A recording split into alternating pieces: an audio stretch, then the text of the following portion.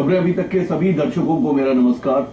मैं हूं एमके भंडारी, उत्तराखंड के जिला नैनीताल बिलोंग करता हूं और पिछले 10 वर्षों से सुशांत लोक वन गुड़गांव में ज्योतिष पढ़ाने में संलग्न हूं। और मित्रों, प्रत्येक दिन की शुरुआत हम एक मूल मंत्र से करते हैं। आज मैं आपको राजयोगों की महत्वता बताऊंगा।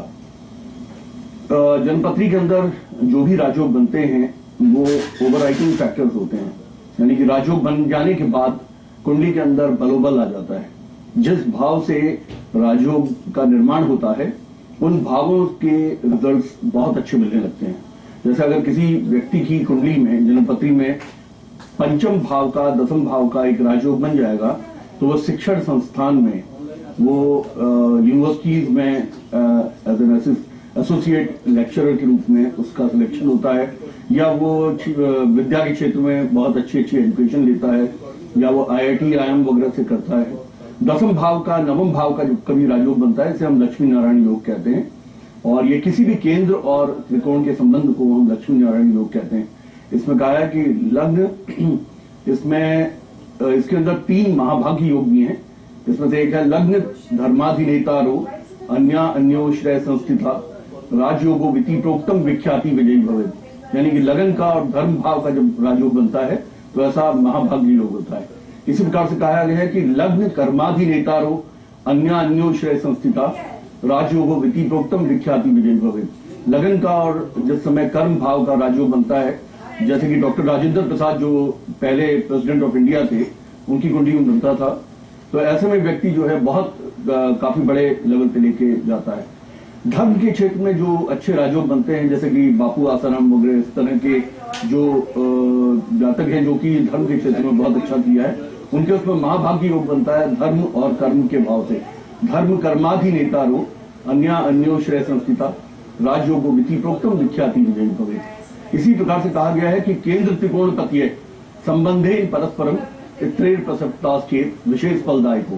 केंद्र और त्रिकोण का जब कभी संबंध बन जाता है कुंडली के अंदर किसी भाव में, तो एक बहुत बड़े राजयोग का निर्माण होता है और वो बहुत उद्योगकारी होता है।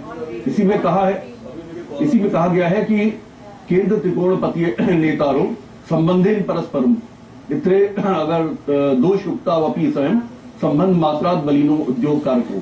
यानी अगर वो स्वयं दोषी भी होते हैं तो भी उद्योगी होकर बहुत अच्छे लक्षण दिखाते हैं। इसी में मानसागरी ने एक और राजयोग की संज्ञा दी है, जिसमें उन्होंने कहा है कि जब कभी फंक्शनल मैलेफिक या नेचुरल मैलेफिक तीसरे, छठे और 11वें भाव पे आ जाते हैं तो बहुत बड़ा राजयोग बनता है। मित्रों, मैं इसको कंटिन्यू करता रहूंगा। इस समय हमारे साथ एक कॉलर लाइन पे जुड़ गए हैं। हेलो नमस्कार जी। नमस्कार सर, मैं अपने बेटे के बारे में पूछना था। हाँ बताइए। डेट ऑफ बर्थ 19 सितंबर 1994 जी। 19 सितंबर 1993 94 1994। टाइम ऑफ बर्थ टाइम 2:20 सुबह के जी। 2:20 सुबह के। हाँ जी, हाँ जी। और प्लेस ऑफ बर्थ बताइए। डेट ऑफ बर्थ नहीं, स्थान कौन सा है? स्थान कुल्लू, हिमाचल प्रदेश जी। हिमाचल प्रदेश में कौन सी जगह? कुल्लू जी, कुल्लू सर। इसके कैरियर के बारे में पूछना सर। +2 में अभी ना सर जी। तो क्या ये आगे सफल हो पाएगा और किस लाइन में डालें इसको सर? जी, आपके बेटे कर्क लगन के हैं और कुंभ राशि है आपके बेटे की। पूर्वा भाद्रपद नक्षत्र है। पूर्वा भाद्रपद गुरु के नक्षत्र होते हैं। ये कुंडली में काफी बल आ जाता है जिसमें पूर्वा भाद्रपद नक्षत्र होता है, क्योंकि जब गुरु का नक्षत्र होता है, कर्क लगन के जातक के लिए गुरु बहुत अच्छे योगकारी माने जाते हैं। इसमें कहा है कि सर्वे त्रिकोण नेतारो ग्रह शुभ फल प्रदा। त्रिकोण का स्वामी होकर गुरु बहुत अच्छा योग देने में, फलित देने में सक्षम होता है। यहाँ पे गुरु इनके चतुर्थ मान सम्मान के भाव में बैठे हैं। इसका मतलब आपके बच्चे को जीवन में काफी अमीरी का योग बनता है, काफी अच्छा करने का योग बनता है। इस कुंडली के अंदर में सूर्य तृतीय भाव में है। सूर्य का तृतीय भाव में होना अच्छी बात भी है और थोड़ा सा खराब भी है। अच्छी बात तो यह है कि जब भी कभी सूर्य जैसे क्रूर ग्रह तृतीय भाव में आ जाते हैं तो व्यक्ति को जीवन के अंदर high level of competitive exams के थ्रू उनको निकालते हैं। जैसे अगर इंजीनियरिंग करे या चार्टर्ड अकाउंटेंसी करे, लेकिन वो किसी भी कॉम्पिटिशन को फेस करता हुआ जीवन में तरक्की करेगा। लेकिन सूर्य चूंकि मार्केश भी है, उनके तृतीय भाव में आने से बच्चा थोड़ा सा एक्सीडेंट प्रोन भी होता है। इस समय दशा में शनि चल रहे हैं जो कि स्वग्रही होकर अष्टम भाव में बैठे हुए हैं। इसमें थोड़ा उपाय आपको जरूर उनके लिए करना होगा। शनि के उपाय आप करेंगे तो ये जीवन में अच्छा करेगा। और इसे टेक्निकल एजुकेशन का योग बनता है। इसको आप अगर सेमी टेक्निकल और टेक्निकल, सेमी टेक्निकल एजुकेशन होती है जैसे कॉमर्स, अकाउंट्स, इकोनॉमिक्स के क्षेत्र में, और टेक्निकल एजुकेशन उसमें कोई कंप्यूटर संबंधित कोर्स है। निम्न आप मेरा पता नोट कर लीजिए, क्योंकि डिविजनल चार्ट और षटबल और अष्टक के द्वारा ज्यादा इसमें अच्छे आंसर्स आते हैं। गुरु श्री M.K. भंडारी जी से एस्ट्रोलॉजी, पामिस्ट्री, वास्तु, टैरो, मंत्र पाठ एवं न्यूमरोलॉजिस्ट के लिए संपर्क करें श्री शांत लोक 1 गुड़गांव। उनसे अपॉइंटमेंट लेने के लिए डायल करें 0989282844090 09250849491 एवं 09213211614 पर। ना मित्रों, हमारे साथ एक कॉलर जुड़ गए हैं। हेलो। हेलो। हाँ बोलिए। बोलिए। हेलो। हेलो। हाँ बोलिए जी, मैं अपने पति के बारे में पूछना चाहती हूँ। हाँ बताइए, डेट ऑफ बर्थ बताइए। 18 अगस्त 1976। 18 अगस्त 76। 66 66। आपने कहा 18 अगस्त 1966। 65 65 76। Okay sorry. हाँ जी। और टाइम ऑफ बर्थ? टाइम का नहीं पता जी। अच्छा, प्लेस ऑफ बर्थ किस स्थान पर पैदा हुए? दीवानी गाँव के सर। अच्छा ठीक है जी। मैं इनकी चंद्र लगन की कुंडली से बताऊंगा, क्योंकि इसमें जातक के टाइम का नहीं मालूम इनको। चंद्र लगन की कुंडली के अनुसार मेष लगन के जातक हैं और मेष राशि है। आप ये बताइए क्या प्रश्न आप पूछना चाहती हैं?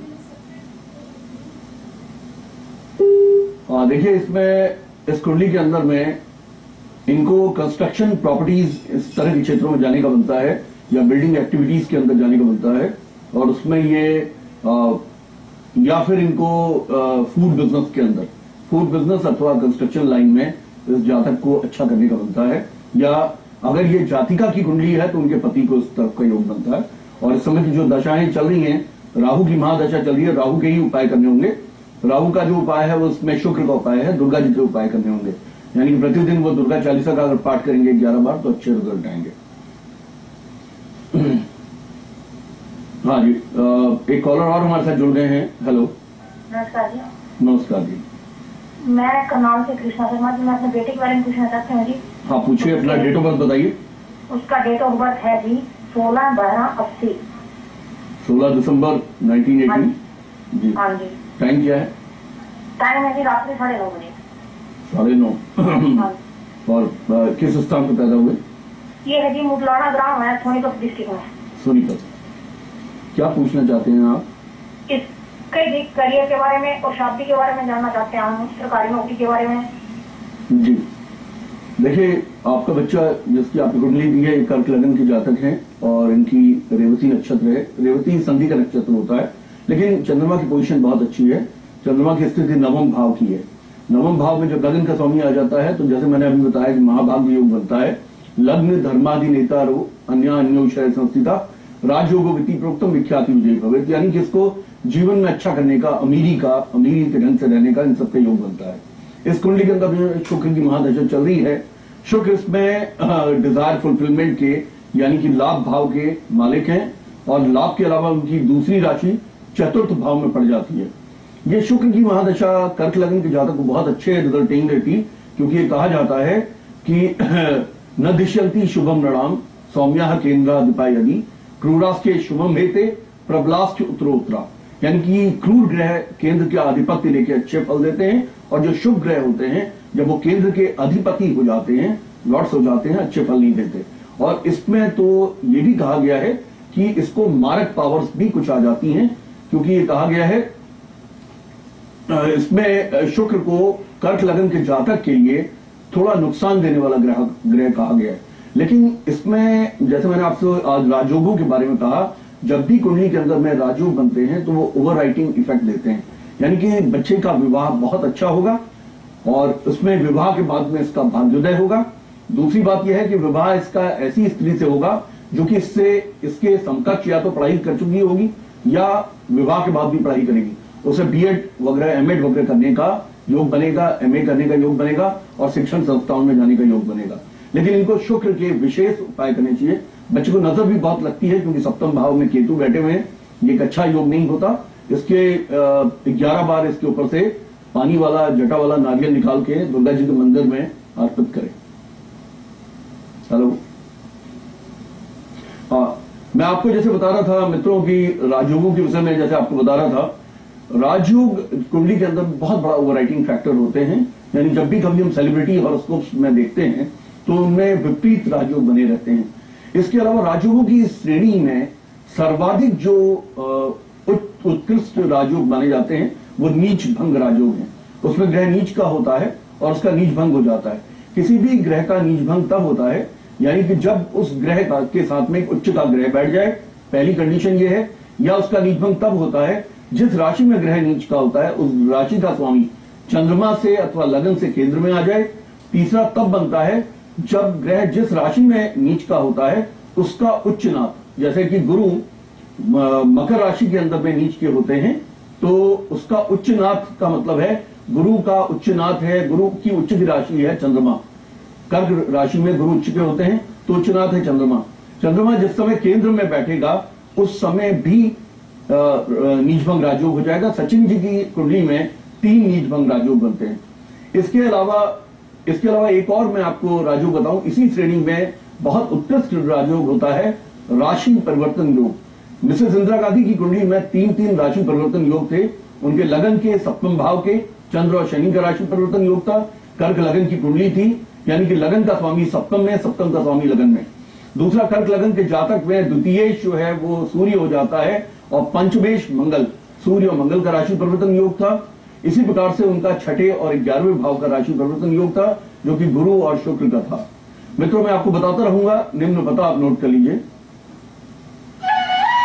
गुरु श्री M.K. भंडारी जी से एस्ट्रोलॉजी, पामिस्ट्री, वास्तु, टैरो, मंत्र पाठ एवं न्यूमरोलॉजिस्ट के लिए संपर्क करें श्रीशांत लोक 1 गुड़गांव। उनसे अपॉइंटमेंट लेने के लिए डायल करें 098912844090 0925084941 एवं 0921321114 पर। और मित्रों हम अपने हमारे जो कोर्सेज हैं ज्योतिष भास्कर, ज्योतिष रत्नाकर और ज्योतिष प्रभाकर, जो 3 कोर्सेज हमारे सुशांत लोक में चलते हैं, इनमें हम लास्ट में ज्योतिष भास्कर में राजयोगों के ऊपर पढ़ाते हैं। इसमें कम से कम 10 क्लासेस की जरूरत पड़ती है क्योंकि राजयोग मैंने आपको बताया कि कुंडली के अंदर ओवरराइड करते हैं।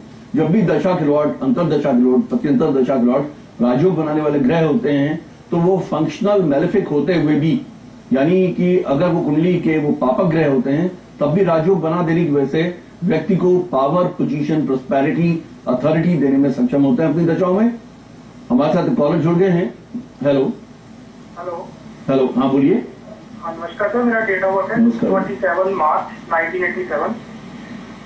आपको थोड़ा जोर से बोलना होगा। हेलो। हाँ जी, 27 मार्च 1987। 27 मार्च 1987। हाँ जी, पंजाब है और नंगल डैम। सबसे पहले आप टाइम बता दीजिए किस समय पैदा हुए। टाइम 2:45 दिन में। 2:45 PM बर्थ है और नंगल डैम आपने बताया पंजाब में। हाँ जी। क्या पूछना चाहते हैं आप?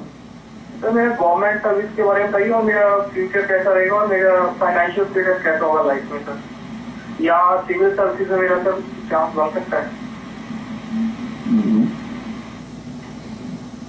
देखिए मित्र, आपकी कुंडली के अंदर केंद्र खाली है। पहली बात तो मैं आपको बता दूं कि आपको जीवन के अंदर काफी स्ट्रगल करना पड़ेगा। कर्क लगन के आप जातक हैं, लगन का स्वामी अष्टम भाव में बैठा है और लगन का ही स्वामी राशि का भी स्वामी है, यानी कुंभ राशि है आपकी और सदभिषा नक्षत्र है। और जब भी कभी केंद्र खाली होते हैं तो उसे वापी योग कहते हैं। वापी योग का मतलब है इसमें जिंदगी में हर आदमी धन कमाने में संलग्न होता है। ये भी राजयोगों में एक बड़ा राजयोग है। आपकी कुंडली के अंदर एक दूसरा राजयोग बनाने वाला जो सबसे अच्छा प्लैनेट है वो है मंगल। कर्क लगन और सिंह लगन के जातक के लिए मंगल राजयोगाकारी माने जाते हैं। वो आपके फुलफिलमेंट ऑफ डिजायर पे बैठे हैं, यानी एम्बिशन फुलफिलमेंट पे बैठे हैं और वही मंगल नवमांशा में जाके लगन पे उच्च के हो जाते हैं। इसमें ज्योतिष का नियम है कि जब भी कभी मंगल पावरफुल हो जाते हैं और नवमांशा में उच्च के हो जाते हैं लगन पे, ऐसा जातक जो करना चाहता है उस चीज को फुलफिल कर लेता है। अगर आप सिविल सर्विसेज को सिंगलनेस ऑफ पर्पस के साथ अगर आप उसको अपना ध्येय बनाते हैं तो आपका हो सकता है, लेकिन चूंकि केंद्र आपके खाली हैं तो आपको एक आम लड़के से ज्यादा मेहनत करनी पड़ेगी और आपको मंगल के विशेष उपाय करने पड़ेंगे, जिसमें कि मंगल का उपाय है प्रतिदिन 108 हनुमान चालीसा पढ़िए, क्योंकि इस समय आप थ्रेशोल्ड पे हैं और शनि की महादशा चल रही है जो कि यहाँ सक्सेस देने वाले ग्रह हैं, लेकिन प्रतिदिन आपको 108 हनुमान चालीसा पढ़नी पड़ेगी। ये कोई बहुत बड़ा काम नहीं है, क्योंकि 1.5 घंटे के अंदर एक व्यक्ति पढ़ सकता है। इस समय मित्रों हम एक अल्प विराम लेंगे, कहीं मत जाइएगा। इसके बाद मैं आपके साइंटिफिक एस्ट्रोलॉजी से उत्तर देता रहूंगा।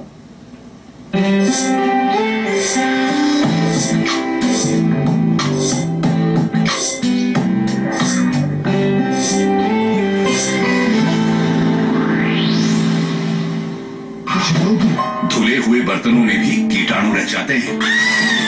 पेश है